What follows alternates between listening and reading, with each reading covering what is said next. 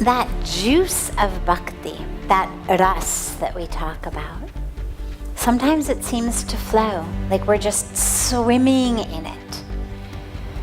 And then there's times, sadly, where it feels like it dries up. The busier we get, the more in our minds we are, in our cerebral aspects, we are figuring things out, we are planning, we are checking items off of to-do lists. The world becomes sort of a task to be done. And in order to love, you've got to drop into the heart. And when we're busy and rushed, we're not in our hearts. Our house burns down, or any one of innumerable things happens. And there's a sense inside us of, what's the point? God let me down. Sit down to engage in bhakti activities, but the mind may say, how dare you? You weren't there for me.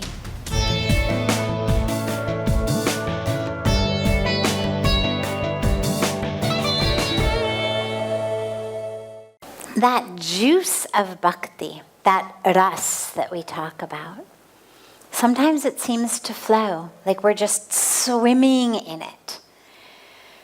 And then there's times, sadly, where it feels like it dries up. And what I've noticed in my life, and in the lives of so many people I've had the great blessing and privilege to be in conversation with, is that it dries up due to a few different things. And they're actually really quite simple things to take care of in our lives. Because the river of bhakti is still flowing. It's just that we stop feeling drenched in it. So it's not that we have to bring the river back. We just have to somehow get ourselves able to again drink, heaping mouthfuls of it. And the things that have kept me and so many of those I've worked with from that are being in a rush, being busy. When your mind is in 100 places, whether it's your kids, your spouse, or God, you tend to forget how much you love them. And it tends to become just business. It's like, eat your dinner, do your homework, who's going to pick up the laundry, who's going to take out the trash, and you forget, oh my God, I love these people so much. And the same thing happens with our relationship with God.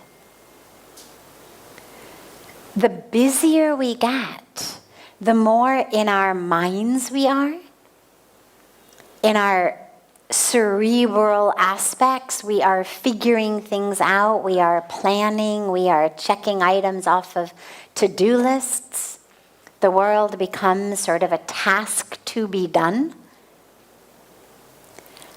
And in order to love, you've got to drop into the heart. And when we're busy and rushed, we're not in our hearts. And so to the extent that you can prevent yourself from getting so busy and rushed that you spend all day long in your head and you find it difficult to drop into your heart, you'll find that ras of bhakti there.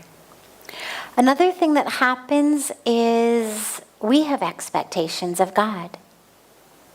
And those expectations aren't always fulfilled. So maybe we are great devotees and we do our japa and we do our puja and we do our chanting and all of our prayers and everything. And then someone we love gets sick or dies, or we get fired from our job, or we go through a bad divorce, or our house burns down, or any one of innumerable things happens. And there's a sense inside us of, what's the point? God let me down. And so some of us take that in maybe God's not really there. Or, maybe God's not quite as nice as I thought God was. What's the point? And inevitably we find ourselves with, that distance. It's like, again, if a loved one, your best friend or your spouse or your child does something that hurts you, they lie to you, or they disobey you, or they, do something that feels like they've betrayed you in some way. Even if you still love them, you find it a lot more difficult to access that love. You look at them and you feel full of anger and disappointment and hurt, resentment. And the same thing happens with God. So we may sit down to engage in bhakti activities, but the mind may say, how dare you? You weren't there for me. So in that sense, the recognition and awareness that, as I always say, God isn't a vending machine, and that God just isn't there to give us what we want. God's not a genie in a bottle. We have these ideas that somehow a good connection with God is like the genie in the bottle. Like whatever I need, I'm just gonna rub it, and I'm gonna get whatever I want because I got this good connection with God. But it's not like that.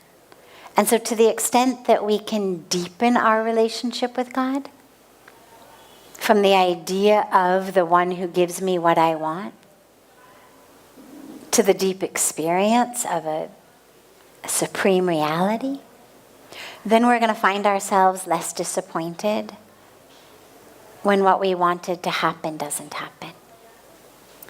We speak a lot in here about seasons, and seasons with crops and plants and trees, and seasons in which they're very plentiful and productive, and then seasons where the land is fallow, or the tree has lost not only its fruit but its leaves, and how all of that is really part of nature.